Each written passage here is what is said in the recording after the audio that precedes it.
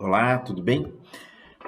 Hoje convido vocês para falarmos de direito urbanístico, mais especificamente de algo que tem preocupado os cientistas e os ambientalistas do mundo todo. Na verdade, algo que tem preocupado a todos nós que vivemos em centros urbanos.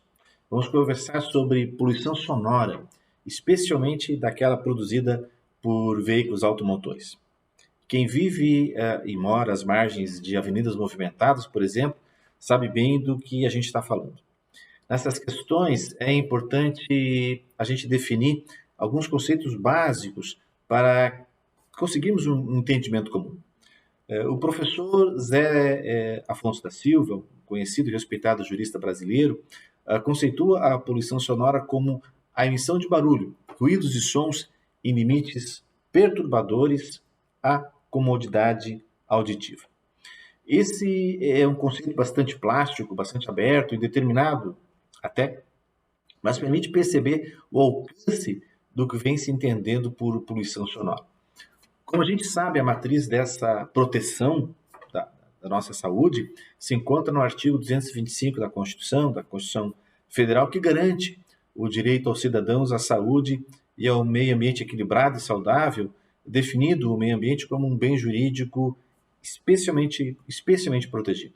O Supremo identifica esse direito como um direito humano fundamental, de novíssima dimensão, segundo as palavras do Supremo, inserido dentre os direitos da solidariedade. Estudos recentes da Organização Mundial de Saúde, da OMS, demonstram que o ruído intenso e ininterrupto causa várias consequências negativas do ser humano, piorando e muito a nossa qualidade de vida.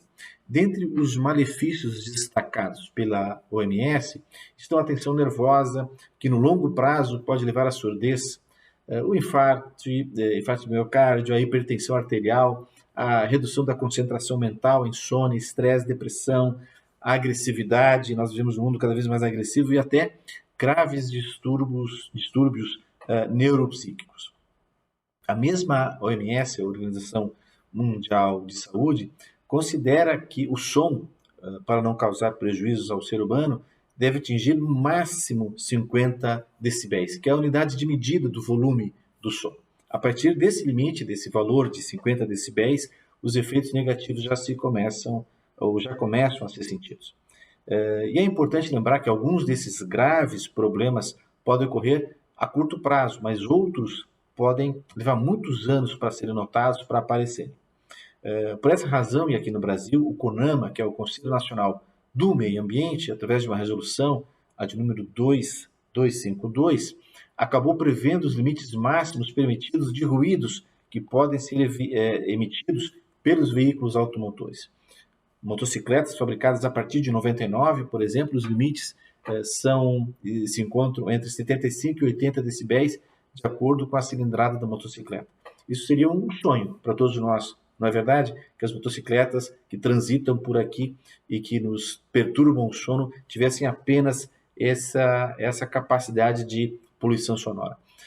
E vejam bem, o Código de Trânsito brasileiro prevê sanções por conta do barulho excessivo de veículos, por adulteração ou defeito do escapamento. Por exemplo, o artigo 230 do Código de Trânsito define como infração grave a conduta de veículo com característica alterada, como escapamento, por exemplo, ou com a descarga livre. E a gente vê isso todos os dias, em qualquer rodovia brasileira, em qualquer avenida dentro da cidade. O artigo 54 da Lei 9605, de 98, que trata dos crimes ambientais, é importante destacar isso aqui, prevê pena de reclusão de 1 a 4 anos, vejam só, reclusão de 1 a 4 anos e multa para quem causar poluição de qualquer natureza em níveis tais e resultem ou possam resultar em danos à saúde humana, ou que provoquem a mortandade de animais ou a destruição significativa da flora.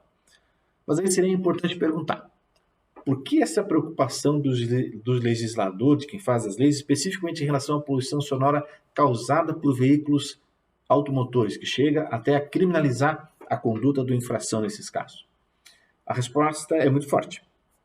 De acordo com o professor Fiorilo, outro respeitado ambientalista brasileiro, observem bem, os veículos automotores, diz o professor Fiorilo, os veículos automotores são a principal fonte de ruídos urbanos utilizados pelas pessoas físicas, responsáveis por cerca de 80% das perturbações sonoras, considerando o tráfego urbano em seu conjunto. Então, como a gente vê, não há, ou há, na verdade, uma quantidade significativa de normas destinadas a inibir, inclusive com sancionamento criminal, de inibir a poluição sonora causada por veículos automotores como caminhões, automóveis e motocicletas. Aí vem o segundo conjunto de questionamentos, de questões que eu gostaria de compartilhar aqui. Se é tão prejudicial à saúde das pessoas, se constitui crime, se vem prevista como infração administrativa o ato de perturbar o sossego dos outros com a produção de ruído dos escapamentos dos veículos, por que não há um planejamento público sério para combater essa prática tão nefasta que vem transtornando a vida das pessoas e se transformando num problema de saúde pública? Bem, nós não temos dúvida que se constitui dever dos órgãos fiscalizadores competentes a aplicar a lei em defesa da cidadania, da saúde e do meio ambiente. Para que os agentes fiscalizadores possam cumprir a sua obrigação, eles necessitam, é claro, da utilização de medidores, de decibelímetros, a fim de caracterizar essa infração. Bem, aqui vai um parênteses, uma opinião muito pessoal. Da mesma forma que ocorre com os sinais visíveis de embriaguez, desde que bem descritos pela autoridade competente no auto de infração ou no boletim de ocorrência, acredito que seria possível a gente admitir, ao menos para debate, até porque a autoridade possui fé pública, seria possível admitirmos, eu repito, que a constatação da poluição sonora automotiva em casos de emissão de som elevadíssimo provocado por motocicletas e automóveis e caminhões, como ocorre frequentemente em todas as cidades, pudesse se dar dessa forma, né?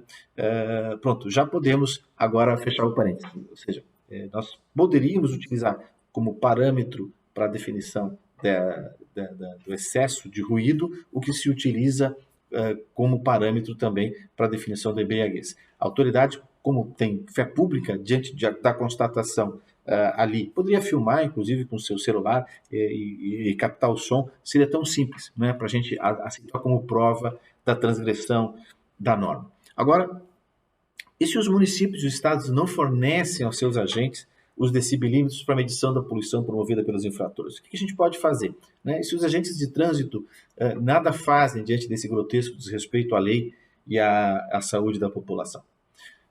Por que não aproveitam as várias blitz que os agentes promovem nas rodovias para verificar documentação e velocidade e, junto com isso, auditar descargas desses veículos poluidores?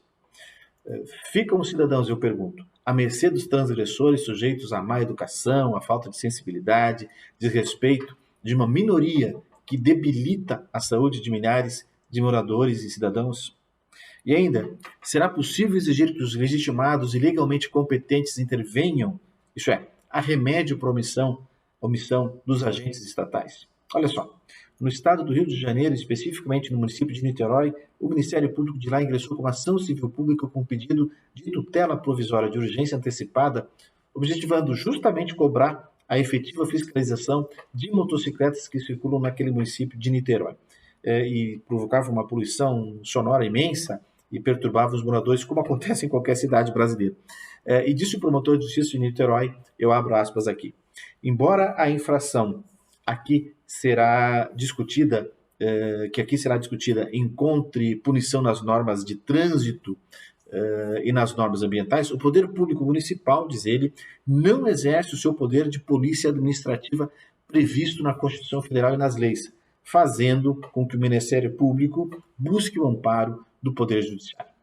Há boas notícias porque no Rio Grande do Sul a 6ª Câmara Civil do TJ de lá reconheceu a omissão do município de Santa Cruz do Sul e, consequentemente, sua responsabilidade por ter sido negligente na fiscalização da poluição sonora nas proximidades da Avenida Imigrantes, localidade onde residiam os autores por diversos anos. Uma discussão interessantíssima que ali se deu era acerca do nexo causal, isso é, se poderia aplicar a regra constitucional da responsabilidade objetiva aos atos omissivos do Estado e os seus agentes. Isso porque há quem entenda que os atos omissivos se situam no campo da responsabilidade subjetiva, quer dizer, dependem da prova da culpa. Mas o Tribunal Gaúcho entendeu, enfim, entendeu bem a minha leitura, que a responsabilidade por omissão também se aplica à teoria da responsabilidade objetiva. E essa é uma resposta para lá de adequada para um problema grave, gravíssimo, de interesse de toda a sociedade, um problemão de saúde pública. Merece aplauso o Ministério Público do Estado do Rio de Janeiro e do Estado do Rio Grande do Sul pela postura que tiveram nesses casos. Portanto, pessoal, já passou o momento de os competentes e legitimados promoverem, também aqui em Santa Catarina, cada um dentro de sua esfera de atuação, a urgente fiscalização da absurda e ilegal poluição sonora causada pela descarga dos veículos automotores, especialmente pelas motocicletas. Do contrário, o que vamos presenciar é uma avalanche de ações judiciais, como já aconteceu no Rio Grande do Sul, para responsabilização objetiva dos que se omitem, com outros desdobramentos legais possíveis. Um abraço e muito obrigado.